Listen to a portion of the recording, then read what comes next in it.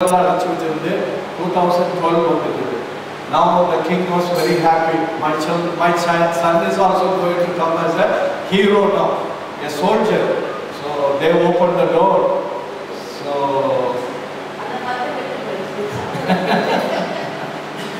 son came dancing. Behind that, all the soldiers also come dancing. Instead of the soldiers transformed the prince transformed everybody to his home. So, அப்படி நம்ம தேவன் அழைக்கல.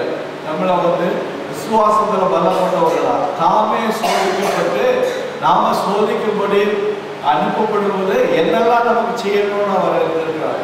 எப்போ அவருக்கு கீழ்ப்படியும் பொழுது இவைகளை எதிர்த்திருக்கிற வல்லமை நமக்கு உண்டு. அடுத்தபடியாக தேவன் மேன்மை பாராட்டத்தக்கதாய் நம்ம தெரிஞ்சுக்கிறார். நம்ம அவருக்கு சமூகத்தில் வரும்பொழுது we are praising him. அவரை மேன்மை பாராட்டுகிறதுக்காக நம்ம ஒப்புரவாக்கி இருக்கிறார். ஒப்புரவாக்கப்பட்ட ஜனங்கள் அவரை துதித்து பாடும் பொழுது பரலோகமே இங்கே இறங்கி வந்தாப்புல ஒரு அனுபவம் நமக்கு இருக்கும். ஆவியில நிறைந்து நம்ம அவரை ஆராதிக்கும் பொழுது பரலோகத்தின் சந்தோஷம் நம்மளை நிறைக்கிறதா இருக்கும். அதுக்காக நம்மளை ஒப்புரவாக்கி இருக்கிறார். இந்த வொர்ஷிப் நடக்கும் பொழுது உலக கவலைகள் எல்லாம் தலையில எடுத்துக்கொண்டு இருக்கிறதுக்காக ஆராதனைக்கு அவர் கூப்பிடுறது. ஆராதனை பண்ணும் பொழுது பரலோகத்தின் அந்த மகிமை தேவனுக்கு கொடுத்து நம்ம ஆராதிக்கணும். ரோமர் 5வது அதிகாரம் 10வது வசனம் 11. Romans chapter 5 verse 10 and 11. Romans chapter 5 verse 10 and 11.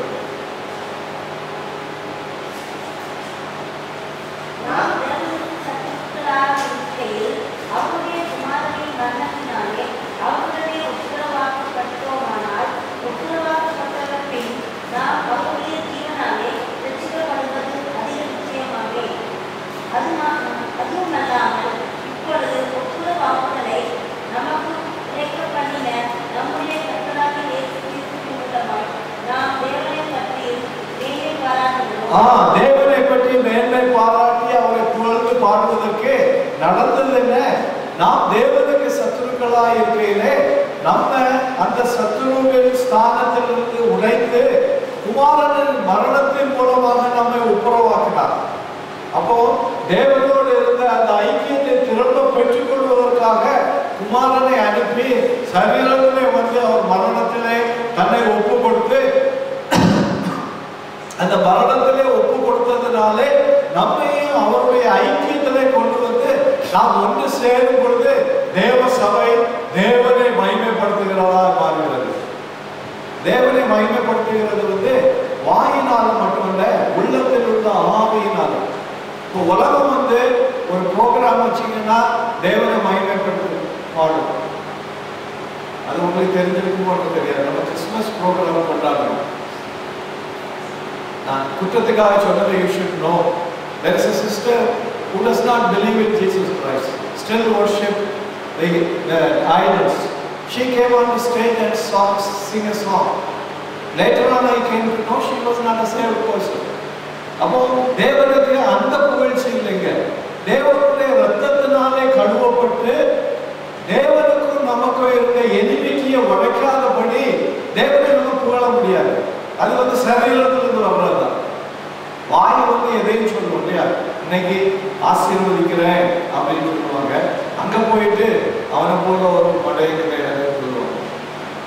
காணும்போது கெட்டி அணைச்சிக்கிடுவாங்க. ஓ பிரைஸ் தி லார்ட் பிரதர். இந்த விட்டுட்டு போன பொழுது இஸ் தீஃப் அப்படின்னு பேசுவோம் இல்லையா? ஆனா தேவனை அந்த மாதிரி நான் வச்சு மயக்கப்படுத்துறது தேவன் ஆராதனையை விரும்பாதவர். அதனாலதான் இங்க சொல்லப்பட்டிருக்கிறது, நாம் தேவனுக்கு சத்துருக்களா இருக்கையில் அவருடைய குமாரனின் மரணத்தினாலே நாம் ஒப்புரவாக்கப்பட்டு அவரை மகிமைப்படுத்துகிறோம். அந்த ஒப்புரவாகுதல் இல்லாத ஜனங்கள் தேவனை மகிமைப்படுத்தினாங்கன்னா தேவனுடைய சமூகத்துக்கு அது போகாது. ஒருவேளை நம்ம எவ்வளவு அழகா படிக்கிறாரு, எவ்வளவு அழகா கிட்டார் போடுறாரு, எவ்வளவு அழகா பியானோ போடுறாரு, எவ்வளவு அழகா வாய்ஸ் இருக்கு, இதெல்லாம் தேவனுடைய சமூகத்துக்கு போகாது. எது போகும்னா இந்த இருதயத்துல ஒப்புரவாக்குதல் அவருடைய குமாரனின் ரத்தத்தினாலே அந்த சுவிசேஷத்தின் வல்லமை நமக்குள்ள இருந்தா மட்டும்தான் இங்க இருந்து நம்ம செய்கிற ஆராதனை மேல போகும்.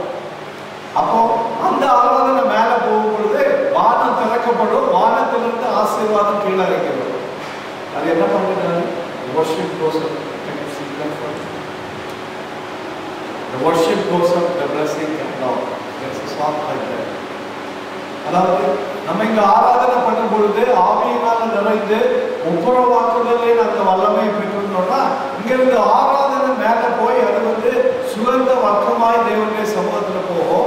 அவருடைய கதவுகள் திறக்கப்பட்டு அங்கிருந்து ஆசீர்வாதங்கள் இறங்கிடும். It's vice versa. அதாவது நம்ம மட்டும் துதிச்சுட்டே இருக்கிறது இல்லை, நம்ம துதிகள் மேல போக போக தேவனுடைய சமூகத்திலிருந்து ஆசீர்வாதம் நமக்குள்ள இறங்கி வந்துகிட்டே இருக்கும். இது தேவன் கொடுத்திருக்கிற வாக்குத்தத்தம். அடுத்தபடியாக நமக்காக இயேசு சாபமானார். Jesus became a curse for us so that he can take away the curse from our life. He took every curse which we are supposed to carry. நமக்காக அவர் சாபமானார். கலாத்தியர் 3வது அதிகாரம் 13வது வசனம். அவர் உயிரை கொடுத்து பாவங்களை மட்டும் மன்னிக்கல, நம்முடைய சாபங்கள் எல்லாம் தூக்கிட்டார் நம்மகிட்ட. அதனால நம்ம சாபங்களினாலே துக்கப்பட வேண்டிய அவசியம் இல்லை.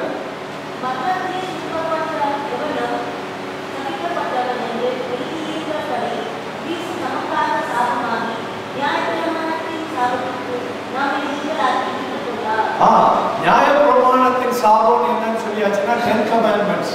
10 commandments என்ன சொல்லுது? பொய் சொல்லாதே. அப்போ பொய் சொல்லணும்னா என்ன ஆகும்? நியாய பிரமாணத்தின் சாபம் நமக்குள்ள வரும். இந்த சாபங்கள் களவு செய்யாதே. ஏதாவது களவு செய்யணும்னா களவு சொல்லியாச்சுன்னா நாட் ஓன்லி ஸ்டீலிங், பில்ஃபரேஜ். நிறைய பேர் பில்ஃபரேஜை ஸ்டீலிங்னு எடுக்கிறது இல்லை. பில்ஃபரேஜ்னா என்னன்னு தெரியுமா? ஸ்டீலிங் களவு பண்றது. பில்ஃபரேஜ் சொல்லியாச்சுன்னா நான் ஆஃபீஸ்ல போறேன், எனக்கு ஆஃபீஸ்ல எழுதுறதுக்கு பெண் கொடுப்பாங்க. அது பேக்கெட்டா கொடுப்பாங்க. சில பெரிய கம்பெனிகள் எங்க செஸ் அல்லது அமெரிக்கன் சைட்லாம் பாக்கெட் பேக்கெட்டா இருக்கும். அப்போ வீட்டுக்கு வரும்போது 4 பெண்ணை எடுத்து கூடுதல் போட்டுக்கிட்டு பில்ஃபரேஜ் தான். வீட்டுக்கு வரும்போது பேக் வச்சிருப்பாங்க.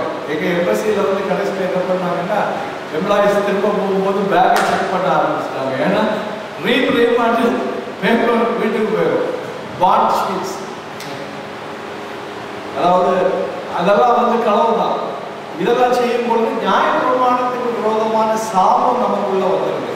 அதை உடைச்சாருன்னு இருக்குது இயேசு கிறிஸ்து. எல்லா நியாய பிரமாணத்தின் கட்டளைகளையும் அவர் சரீரத்துல ஃபுல்ஃபில் பண்ணி he wrote it in our hearts. இப்போ நியாய பிரமாணம் நமக்கு கிடைக்கிறதுக்கு முன்னாலே நமக்கு அவர் அதை வெளிப்படுத்துவார். விபச்சாரத்தை பற்றி சொல்லும்போது சொன்னேன், முன்னால விபச்சாரம் செய்தால்தான் பாவம் சொன்னாங்க. இயேசு கிறிஸ்து சொன்னாரு, உன் கண்ணினாலே நீ ஒரு ஸ்திரியை, அதாவது அந்த பாவம் கிட்ட வருவதற்கு முன்னே இயேசு கிறிஸ்துவினுடைய கமாண்ட்மெண்ட்ஸ் நம்மளை தூரமா கொண்டு போயிருக்கு. He makes us. அந்த நியாயப்பிரமாணத்தின் கர்ஸ் வருவதற்கு முன்னால he delivers us. அதான் இங்கே சொல்லப்பட்டிருக்கிறது. அடுத்தபடியாக நமக்கு விரோதமாக இருந்த எழுத்துக்களை அழித்தார். இப்போ அதாவது கிரிமினல் ஜட்ஜி, கிரிமினலை பற்றி ஜட்ஜியை எழுதினார்னா என்ன செய்வாரு? லா படி ஒரு ரிட்டன் ஸ்டேட்மெண்ட் இருக்கும். இந்த பாவங்களை செய்ததுனால இவனுக்கு இந்த தண்டனை.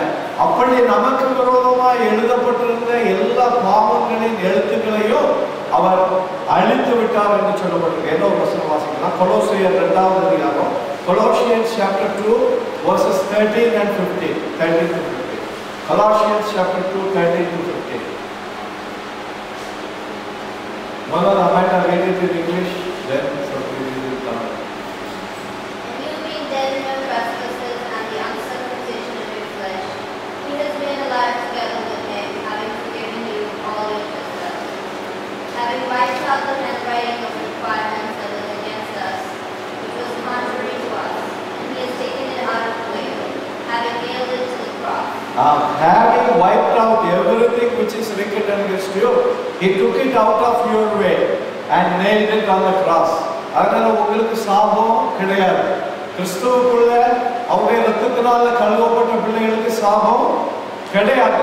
ஏன்னா உங்களுக்கு விரோதமா இருந்த சாபங்கள் எல்லாம் அவர் அழித்து சிலுவையில் அறைந்து வாசிக்க தமிழ்ல